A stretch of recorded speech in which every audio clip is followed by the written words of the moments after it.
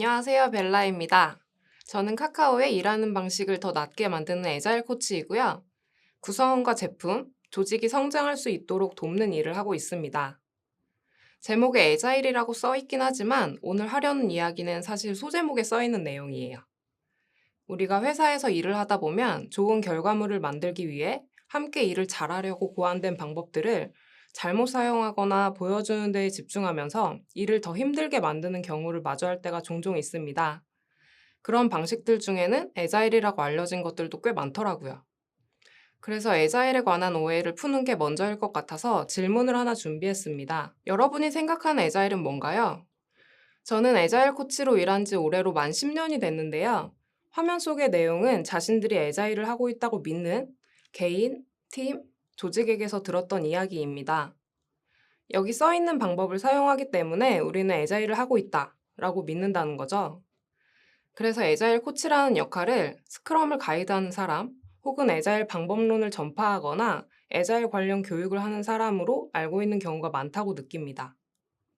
그렇다는 걸 아는데 제가 오늘 여기서 어떻게 하면 저 방법들을 더 잘 쓸까? 같은 이야기를 하면 너무 뻔하잖아요.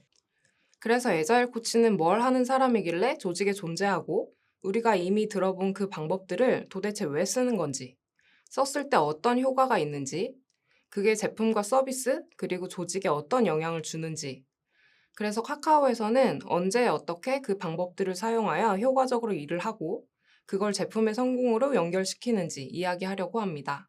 이건 제가 생각하는 애자일 코치의 정의입니다. 경험해 보셨겠지만 사람들을 모아놓는다고 협업이 저절로 잘 되지 않죠. 일감들이 시스템에 들어가 있다고 해서 일이 잘 돌아가는 것도 아니고 제품이 성공하는 것도 아닙니다.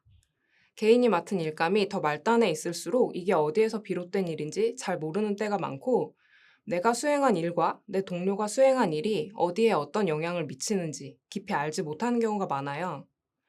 그 이유는 프로젝트를 시작할 때 반드시 나눠야 하는 이야기가 있는데 그걸 공유해서 이해를 돕거나 합의하지 않은 상태에서 내가 할 일이 뭔지에만 초점을 두고 각자 알아서 쓰기 때문이에요.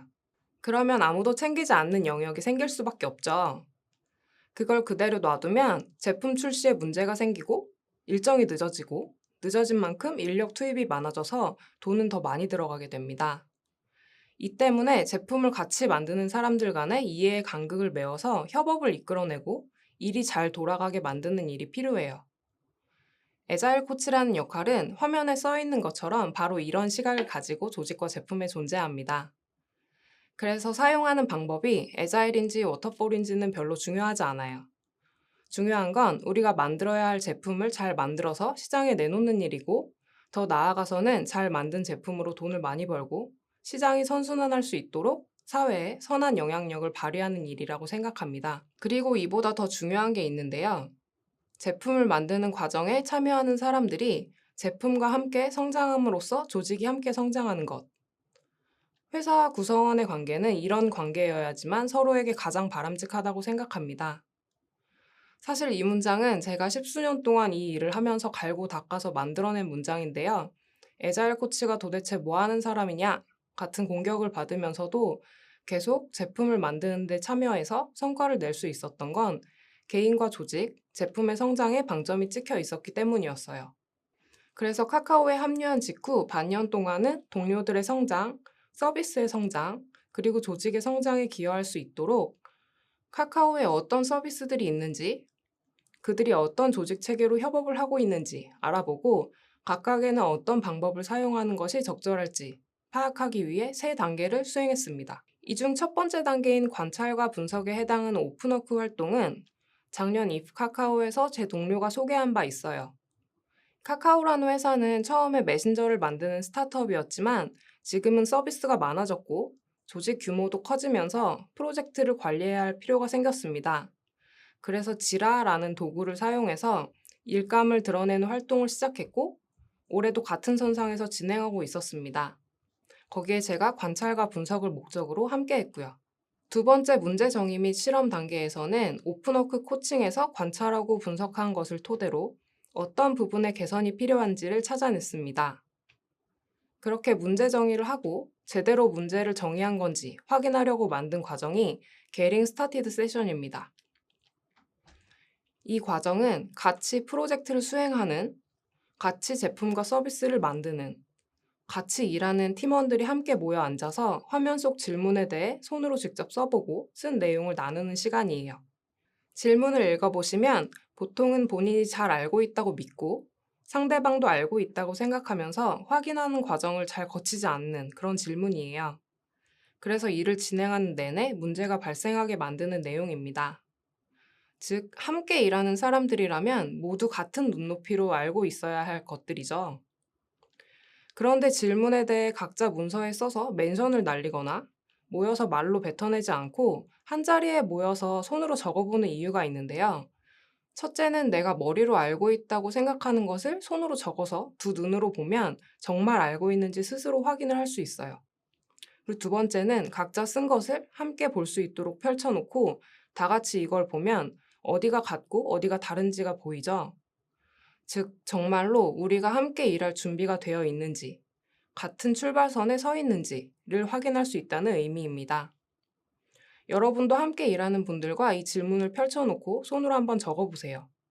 그리고 서로 알고 있는 것에 차이가 보인다면 이제서야 비로소 우리는 사용자에게 무엇을 전달해서 어떤 가치를 주고자 하는 것인가에 관한 이야기를 시작할 수 있게 된 겁니다. 그리고 두 번째 단계를 거쳐온 조직 중에 지금 이 시점에 우리에게 뭐가 부족한지를 느낀 프로젝트 팀 하나가 자발적으로 도움을 요청해 왔어요. 그래서 해당 문제를 개선할 수 있는 방법들을 수행해 볼 수 있었습니다. 제가 이 프로젝트를 실험이라고 이름 붙인 이유는 관찰과 분석을 하고 문제 정의를 한 후에 이를 개선할 수 있도록 설계한 방법들이 카카오라는 조직, 그리고 그 안의 제품에서도 잘 돌아가는지를 확인할 수 있었던 첫 번째 프로젝트였기 때문입니다. 그리고 3개월간 실험을 하면서 사용했었던 방법들을 구조화해서 카카오의 다른 서비스, 프로젝트, 조직에서도 범용적으로 취사 선택을 할 수 있도록 오픈 프로젝트라는 셋을 만들었습니다. 오픈 프로젝트에서 다루는 내용은 이 오른쪽에 있는 내용입니다. 제가 관찰과 분석을 통해 정의했던 문제는 많은 동료들이 시스템을 쓰고는 있지만 시스템에 뭘 담아내야 할지를 어려워한다는 점이었어요. 무언가를 담아낸 후에도 그걸 어떻게 쓰는 게 좋은지, 어떻게 관리해야 하는지 어려워했습니다. 왜냐하면 지라와 위키는 일종의 그릇이거든요. 그릇을 논한다는 건 그릇에 뭘 담을지가 이미 나와 있다는 의미인데 현업에서 일을 하다 보면 그릇만 이야기하는 경우가 많아요. 눈에 잘 보이니까. 하지만 제품을 만들어내는 과정은 가시적인 영역의 일과 비가시적인 영역의 일이 혼재되어 있습니다. 그런데 가시적인 영역의 일만 하면 어떻게 될까요? 그래서 눈에 보이지 않는 것들, 즉 시스템에 뭘 담아야 하고 함께 일을 하는 사람들이 무엇을 구심점으로 일을 해야 하는지, 어떤 지점에서 어떤 이야기를 해야 하는지 등을 오픈 프로젝트에서 다룹니다. 이 왼쪽에 있는 페이지는 카카오 내부 위키에 제가 직접 작성한 문서인데요. 보시면 아시겠지만 여기 써 있는 방법 중에 처음 보는 건 거의 없으실 거예요. 사실 이 부분이 오늘 이야기하려는 내용의 핵심입니다. 우리는 보통 컨퍼런스나 강연을 들으러 가서 다른 회사에서 혹은 다른 사람들은 어떻게 쓰고 있는지를 듣고 그 방법만 적어오죠. OKR, 스크럼, 데일리 미팅, 플래닝 포커, TDD 같은 거요. 그런데 구글에서 OKR 하니까 우리도 OKR 하자! 같은 방식으로는 내부 공감대를 형성하기도 어렵고 지속하기도 너무 어렵습니다. 그 어려운 이유는 두 가지를 들 수 있는데요. 첫 번째는 문제와 원인입니다. 자, 여기 타이레놀이 하나 있다고 가정할게요. 타이레놀은 해열 진통제죠. 열이 많이 나거나 통증이 심할 때 먹는 거예요. 발목이 삐었을 때 혹은 무릎이 찢어져서 막 피가 철철 나고 있는데 가장 먼저 타이레놀 드시는 분 계실까요? OKR도, 스크럼도, TDD도 결국엔 타이레놀 같은 겁니다. 솔루션, 해결 방법이란 뜻이죠. 이 해결 방법은 문제가 있을 때 그걸 해결하려고 쓰는 방법이고요. 그런데 우리가 회사에서 일을 하다 보면 어떤 방법을 쓰기로 했는지는 다들 아는데 그걸 왜 도입했는지 그리고 왜 써야 하는지를 아는 사람은 별로 없어요. 중요한 건 왜거든요. 회사에서 어떤 솔루션을 선택해서 쓰게 된 배경을 살펴보면 애초에 어떤 문제가 있었을 겁니다. 그리고 그 문제를 유발하는 원인이 있었을 거고 문제를 개선하지 않으면 후에 발생할 더 큰 위험이 있었을 거예요. 그 더 큰 위험을 막기 위해 지금 이 순간에 그 방법을 쓴 거고요. 즉, 그 문제와 원인 파악 없이는 다른 회사에서 잘 돌아간다는 방법을 가져다가 쓰라고 해봤자 우리 회사에선 동작하지 않아요. 원인과 문제, 처한 상황도, 그리고 그걸 수행해야 하는 사람도 전부 다르니까요. 두 번째는 이러니 저러니 해도 결국 실행과 개선이라는 점입니다. 뭐가 됐든 일단 해봐야 우리에게 맞는지 안 맞는지를 알 수 있어요. 시도해보고 잘 안 돌아가면 왜 안 돌아가는지를 찾아서 그걸 개선하고 다시 시도해야 하는데 대부분은 100% 된다 라는 이야기를 듣지 않으면 시작도 하지 않거나 다른 데서 된 데서 해본 건데 안 되는데? 하고 우리에겐 안 맞는다면서 포기하세요. 내 손에 맞는 연장을 찾으려면 이것저것 써봐야 알아요. 그리고 시간을 들여봐야 이게 효과적인지 아닌지를 알 수 있습니다. 거듭 강조하지만 일을 한 번에 쉽게 할 수 있는 방법은 없습니다. 대신 더 낫게 할 수 있는 방법은 있어요. 하지만 어려움이 닥칠 때마다 남에게 힌트를 구하면 평생 내 손으로 직접 문제를 풀지 못할 겁니다. 그래서 오늘 발표는 제가 실천하는 과정부터 지금까지 쭉 쓰고 있는 방법들을 먼저 소개하고 왜 그 방법을 썼는지, 즉 어떤 문제가 있었는지를 말씀드리려고 합니다. 그러면 앞으로 어려움이 닥쳤을 때 상황을 살펴보지 않고 방법만 차용했을 때보다는 적중률이 높아질 거예요. 먼저 제품 레벨에서 사용했던 방법들을 소개합니다. 3개월 동안 크게 6단계를 거쳤어요. 1, 2번을 거쳐서 문제와 원인을 파악하고 3번을 통해서 어떤 방법들을 쓸 건지 계획을 세운 후에 실행을 했습니다. 이렇게 말하니까 굉장히 쉬워 보이죠? 제가 즐겨보는 TV 프로그램인데요. 안 좋은 습관을 가져서 함께하기 어려운 강아지와 아이가 부모와 함께 행복할 수 있도록 양쪽을 다 교정해주는 이야기를 담고 있어요. 그 과정을 들여다보면 아이와 부모 사이에 일어나는 행동과 결과를 관찰하고 그중 고쳐야 할 것을 찾아내어 현재와 다른 방법을 시도할 것을 몸소 가르쳐 주죠. 그리고 부모에게 이 다음 상담까지 꾸준히 시도해보고 변화를 관찰해보라고 하고요. 근데 이게 알려준 걸 그대로 따라하면 될 것 같은데 생각보다 쉽지가 않습니다. 왜냐하면 강아지와 아이가 이전과 다른 부모의 행동을 바로 받아들이지 못하거든요. 일단 변화를 받아들이는 데까지도 시간이 필요하고 이 변화를 받아들여야 한다고 인지하고 나서 행동의 변화가 나타나는 데까지도 시간이 필요합니다. 그런데 그 변화라는 게 또 눈에 바로 보이질 않아요. 오히려 아이가 고통스러워한다거나 강아지가 계속 밥을 안 먹는다 하면서 그 모습이 짠하니까 부모는 원래 하던 대로 하죠. 그럼 앞으로 변화는 일어나지 않을 겁니다. 계속 나는 힘들 테고요. 해서 이 시점에 할 수 있는 선택은 두 가지예요. 계속 힘들어하면서 지내거나 힘들지 않도록 이 상황을 개선하거나. 기존에 내가 무의식적으로 하던 방식 말고 의식적으로 행동해야 하는 방식이 변화를 일으킬 거라고 믿고 일관된 행동을 일정 기간 유지하면서 변화를 관찰하는 그 시간을 굉장히 어려워하십니다. 그리고 애자일 코치가 회사에서 하는 일도 마찬가지입니다.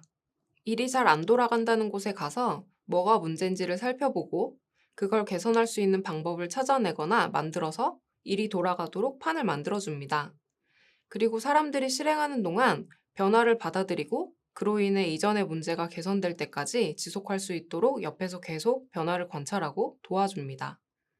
그래서 애자일 코치는 회사에 존재하는 강영욱 씨이고 오은영 선생님이라는 말도 자주 합니다. 제가 프로젝트 팀과 가장 먼저 했던 일은 일을 시작하기 전에 반드시 모두가 알고 있어야 할 것들을 잘 알고 있는지 확인하는 거였어요. 이걸 흔히 팀빌딩 혹은 목표 설정이라고도 하죠. 서로 다른 세 팀이 힘을 합쳐서 제품을 완성시켜야 하는 미션을 받았고 이미 프로젝트 팀이 꾸려져서 개발을 하기 시작한 상황이었습니다. 같이 일을 해야 하니 조직별로 각자 해야 할 일들을 지라에 등록해서 일을 하고 있었어요. 그래서 처음엔 지라 교육을 요청하셨던 거죠. 하지만 진단과 관찰을 해보니까 이 오른쪽 그림에 그려둔 것들이 잘 보이지 않았습니다. 같이 일을 해야 한다고 머리로는 이해를 했지만 그래서 우리가 무엇을 만들어야 하는지에 대한 공감대가 부족했고 서로가 긴밀하게 엮여 우리가 만들어야 할 전체를 보는 게 아니라 각 팀에서 해야 하는 나의 일감만 모습만 보이도록 시스템을 사용하고 있어서 제품의 전체적인 모습과 흐름이 잘 보이지 않았어요. 나무가 숲을 이루고 결국에는 산이 되는 건데 지금은 산이나 숲에 대한 이야기는 없이 잎사귀만 있었습니다. 이건 시간이 지나더라도 시스템을 쓰는 것만으로는 해결할 수 없었어요. 제 판단으로는 앞으로 이런 문제들이 생길 소지가 농후했습니다. 해서 우리가 함께 완성해야 하는 것이 무엇인지를 구심점으로 삼을 수 있도록 전체를 볼 수 있게 하는 일이 가장 필요하다고 판단했어요. 그래서 그 자리에서 바로 우린 지금 이런 게 필요해요 하고 그림을 그려서 보여드린 겁니다. 이건 제 방에 있는 화이트보드고요. 그리고 이 방법의 이름이 뭔지, 그 절차가 어떻게 진행될지에 대한 설명은 하지 않았어요. 많은 분들이 방법의 이름을 말하고 그 절차를 이해시키려고 노력합니다. 그런데 지금 우리에게 중요한 건 이 방법을 내 지식으로 만드는 게 아니에요. 우리에겐 3개월 안에 제품을 완성해야 하는 미션이 있습니다. 지금 당장은 큰 그림이라는 결과물을 만들기 위해서 이 방법을 쓰는 거니까 사람들이 잘 모르는 방법을 이해하라고 구구절절 설명하면서 사람들 마음속에 허들을 세울 필요는 없었어요. 방법은 제가 가장 잘 알고 있으니까 그냥 그 방법을 제가 실행하면 됐습니다. 물론 어디까지나 작은 팀에서 빠르게 제품 가능성을 봐야 하는 상황에서의 이야기입니다. 대기업이고 이 방법을 널리 알려서 각자 알아서 하게끔 해야 하는 미션을 가졌다면 좀 다르게 접근해야겠죠. 그래서 하루 날을 잡고 반나절 동안 이런 걸 만들었어요. 사용자 스토리맵이라는 거 들어보셨죠? 이 유저 스토리 매핑이라는 활동을 해서 유저 스토리 맵을 만들었습니다. 당연히 이게 한 번에 나온 건 아니죠. 이걸 만들기 전에도 동료들은 각자의 팀이 해야 하는 일에 따라 계획을 세우고 누군가는 코끼리의 귀를, 누군가는 다리를, 또 누군가는 꼬리를 열심히 만들고 있었습니다.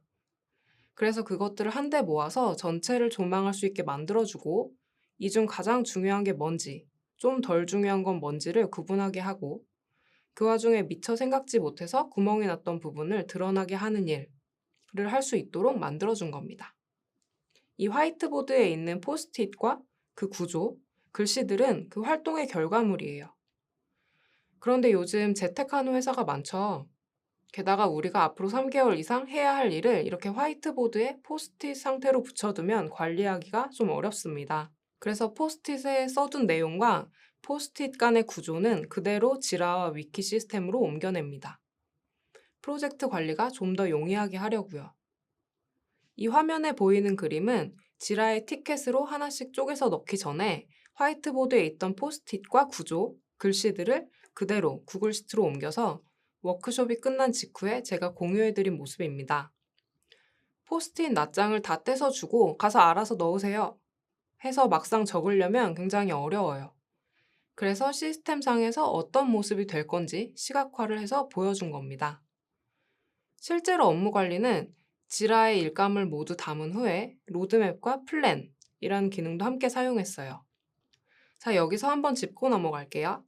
그래서 순서를 따져보면 처음엔 모두가 한데 모여서 우리가 만들어야 할 것 전체를 조망하는 한 판을 만드는 활동을 했죠. 그리고 그 전체 그림을 조각냈어요. 뭐가 더 중요하고 덜 중요한지 순서를 바꾸고 구조화를 한 후에 더 중요한 걸 먼저 만들기로 했습니다. 마지막으로 그렇게 정제한 일감은 모두가 항상 최신 상태를 볼 수 있도록 지라 시스템으로 옮겨 적었습니다. 각자 그리고 함께 관리할 수 있도록 했어요. 그런데 나는 평소에 어떻게 했는지를 생각해 보시면 앞에 1, 2번 활동은 건너뛰고 각자 모니터를 보면서 자신이 해야 할 일감을 지라에 써 넣으셨을 겁니다. 혹은 잘 만들어진 스토리맵을 보면서 처음부터 완성된 모양을 만들려고 애를 쓰셨을 거예요. 하지만 우리가 필요한 건 지라에 잘 들어가 있는 일감 목록만이 아니죠. 알록달록한 포스트잇으로 예쁘게 만든 스토리맵이 필요한 것도 아닙니다. 우리한테는 힘을 합쳐서 함께 완성해야 할 것이 있죠. 서비스를 잘 만들려고 유저 스토리 매핑이란 방법을 사용해서 유저 스토리 맵을 만든 거고 그 결과물을 지라에 넣어 일감 관리를 할 수 있게 된 겁니다. 유저 스토리 매핑이라는 방법이 그냥 좋아서 쓰는 것도 아니고 지라 마스터가 되는 게 우리의 목표도 아니에요. 도구는 어디까지나 도구일 뿐입니다. 우리가 이 도구를 사용해야 하는 이유를 잊지 마세요. 자, 이제 우리가 뭘 만들어야 하는지 구심점이 생겼습니다. 전체적인 그림을 볼 수 있는 판도 마련했고, 그걸 조각내서 구현할 계획도 세웠죠? 그럼 이제 달리기만 하면 될까요? 흔히 프로젝트 관리는 그냥 하면 되는 거라고 생각하시는 경우가 많습니다. 일정도 다들 알고, 이슈가 나오면 바로 고치는 거, 이렇게 생각들을 하세요. 사실 프로젝트 관리는 제품을 시작하는 순간부터 시장에 무사히 내놓을 수 있도록 하는 모든 활동을 포괄합니다. 즉, 밖에 내놔도 되겠다 하는 상태의 기준을 정해두고 만들고 있는 제품이 밖에 내놓을 만한 완성도를 갖췄는지 처음부터 끝까지 그리고 끝나고 나서도 지속적으로 챙겨주는 활동이 프로젝트 관리죠. 해서 계획을 실행해야 하는 순간부터는 크게 네 가지 활동을 수행했습니다. 아마 이것도 그닥 새롭진 않으실 거예요. 여기서 사용한 방법은 다 아실 테지만 왜 이 방법이어야 했는지를 짚어볼게요. 2주 스프린트, 이터레이션이라는 건 이미 만들어서 내보낸 시스템을 유지 보수해야 할 때 말고 새로운 프로젝트를 할 때, 즉 우리가 만들어야 할 최종 결과물이 있고 데드라인이 있을 때 쓰면 효과적입니다. M 프로젝트는 3개월 안에 제품을 내놔야 했고 뭘 만들어야 하는지 그 목표가 명확했습니다. 보통 회사들에서 마일스톤의 단위를 분기 하나 정도로 잡는 경우가 많은데요. M 프로젝트도 선택을 할 수 있었습니다. 지금 시작하고 3개월 후에 뚜껑을 여느냐, 아니면 조금 더 작은 단위로 잘라서 중간중간 결과를 봐가면서 만드느냐. 근데 프로젝트 기간이 총 3개월이잖아요. 석 달 뒤에 뚜껑을 여는 건 리스크가 컸습니다. 게다가 기술적으로 처음 다루는 것들도 있어서 방향이 올바른지 중간중간 리뷰를 하고 알고 있는 것을 지속적으로 공유해야 했어요. 게다가 이전에 그런 선택을 바탕으로 다음 선택이 이루어지기도 해야 했습니다. 그래서 2주 단위로 목표를 세우고 이터레이션을 돌렸어요. 그리고 리뷰와 회고는 2주 단위로 결과물을 내겠다고 계획을 세웠으니까 만들려고 했던 게 제대로 나왔는지 확인하는 시간이 필요하겠죠? 일은 시작하는 것보다 마무리하는 게 훨씬 중요하니까요. 그래서 리뷰라는 시간을 통해서 우리가 만들기로 했던 것이 제대로 나왔는지 이해관계자들이 모두 모여서 리뷰를 하고 그 안에서 피드백을 주고받았습니다. 만약 계획했던 것에 미치지 못했거나 완성을 못했다면 그 원인을 찾아 개선을 하거나 조정이 필요하겠죠? 그래서 리뷰가 끝나면 회고라는 시간을 통해서 우리의 일하는 방식에 대해 살펴봅니다. 일을 진행하는데 어떤 어려움이 있었는지, 그게 우리가 계획했던 일에 어떤 영향을 미쳤는지 등등에 대해 팀원들이 모여 이야기를 나눠요.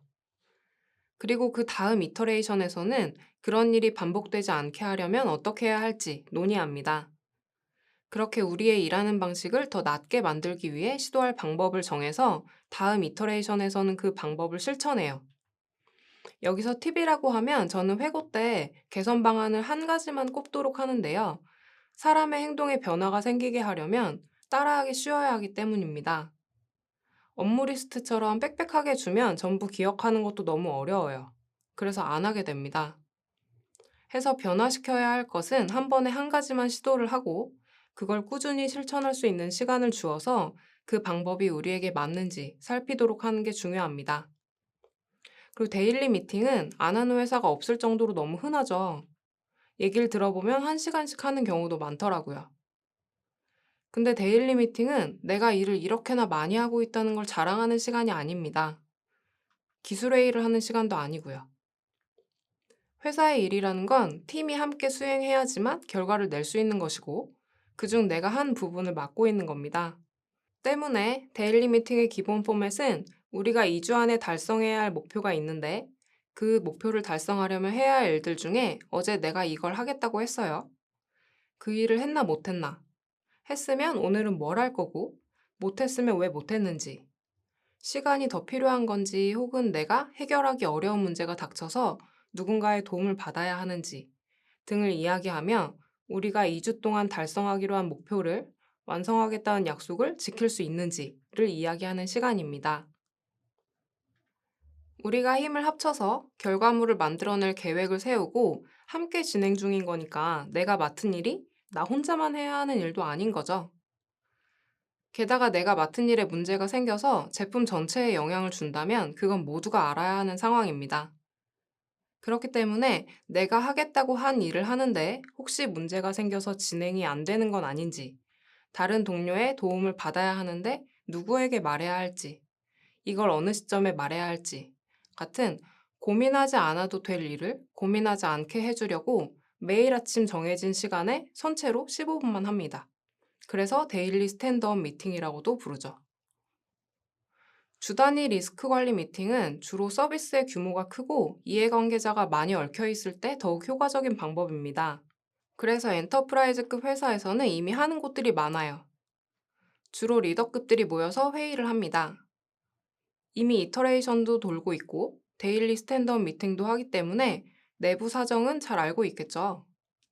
그러니 주 단위로 리더들끼리 모여서 서로 영향을 주고받는 부분에 대해 이야기를 나누고 갑작스런 일정 변경이나 요구사항 변경 등 이슈와 리스크를 다루면 효과적입니다.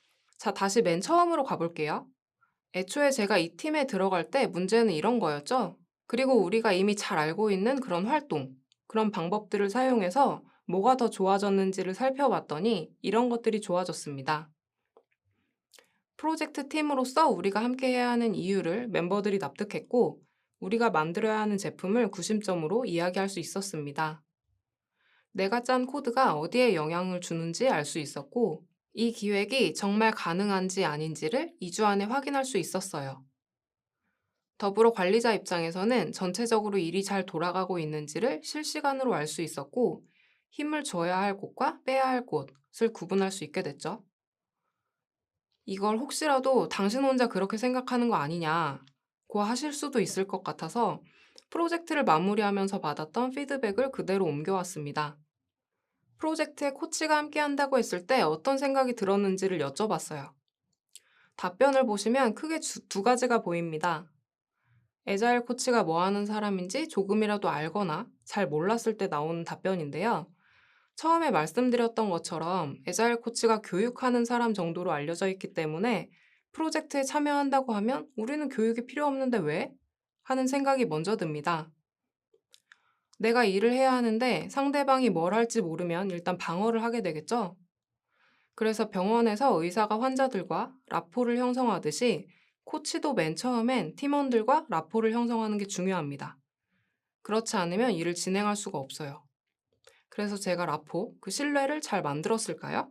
두 번째 질문에 대한 답변을 보시면 알 수 있으실 텐데요. 저는 이 중에서도 맨 마지막 답변이 가장 좋았어요. 사실 애자일 코치는 회사에서 만드는 모든 서비스의 모든 도메인을 다 알 수는 없습니다. 그런데 어떻게 제품과 서비스를 만드는 사람들에게 지금은 뭐가 필요하겠다라고 제안할 수 있을까요? 왜냐하면 애자일 코치는 일을 다루는 전문가이기 때문입니다. 프로젝트를 통해 제품을 완성시켜야 하는 분들은 자신이 맡은 분야에 대한 전문가이고, 저는 조직에서의 일을 다루는 전문가인 겁니다. 이 또한 갈고 닦아야 하는 역량이라 현업과 멀어지면 역량도 떨어질 수밖에 없어요. 그래서 서비스와 제품에 붙어서 계속 코칭을 하고 있습니다. 그리고 코칭을 받는 동안 혹시 아쉬웠던 점이 있는지, 함께하는 동안 배웠던, 그래서 앞으로 계속 써보고 싶은 게 뭔지도 여쭤봤습니다. 이 마지막 질문이 필요했던 이유는 조직 내에는 수백 개의 서비스와 수천 개의 프로젝트가 돌아가잖아요. 그 모든 일에 코치가 들어갈 수는 없겠죠. 많아야 한두 명일 테니까. 그래서 제게 코칭받았던 분들은 저와 함께하기 전으로 돌아가지 않도록 하는 것도 코칭하러 들어갈 때 제가 스스로 세우는 미션입니다. 때문에 어려운 방법을 쓰지 않고 유용한 한 가지 방법을 꾸준히 실천할 수 있도록 하는 거예요. 저랑 평생 같이 일을 하시면 여러 가지 방법을 알려드려도 그걸 익힐 시간이 충분하겠지만 회사의 일이라는 게 미래를 약속할 수 없잖아요. 제가 M 프로젝트에서 썼던 방법들의 이름을 뭐라고 기억하실지는 모르겠지만 피드백으로 주신 내용들을 보면 잘 이해하고 계시다는 생각이 들어서 정말 보람찼습니다. 그리고 이번엔 조직 차원에서의 코칭 사례를 소개하려고 합니다. 카카오 내부에서 애자일 코치가 이런 일들을 하고 있다는 걸 아신 실장님께서 연락을 해오셨어요. 이 조직은 260명 규모였는데 실 차원에서 일하는 방식을 개선하고 싶다고 하셨습니다. 그래서 실장님과 소속 팀장님들을 뵙고 인터뷰를 진행하며 고충과 기대가 뭔지를 들었어요. 실장님, 팀장님 인터뷰 이후에는 각 팀에 들어가서 서로 간 소통하는 방식부터 일이 들어와서 나가는 모습, 일이 주어졌을 때 개인은 어떤 식으로 일을 가져가고 그걸 마치기까지 동료들과 어떤 인터랙션을 하는지 등을 살펴보았습니다. 지금 이 조직에는 제가 들어간 지 3개월 정도 됐고요. 코칭 방향을 크게 세 꼭지로 잡아서 이전과 다른 방법을 실천하며 관찰하는 중에 있습니다. 이 화면에 써 있는 내용만 보더라도 조직 차원의 코칭은 제품에서의 코칭과 다르다는 것을 알 수 있죠. 조직 차원에서는 리더십, 동기유발, 목표와 얼라인, 그리고 일하는데 어려움을 개선해주는 것 쪽으로 방향을 잡습니다. 이때는 경영 관점으로 접근하기 때문에 생소한 방법이 훨씬 많을 거예요. 오늘 조직 코칭의 결론도 이야기를 하고 싶지만 지금은 실행을 하는 중이라 조직 차원의 코칭 사례에 대한 결론은 없습니다. 결과에 대해서는 내년 이프 카카오에서 다시 말씀드릴게요. 내년에 또 뵙겠습니다. 제가 준비한 내용은 여기까지고요. 이프 카카오가 진행되는 3일 동안 온라인 상담소를 운영하고 있습니다.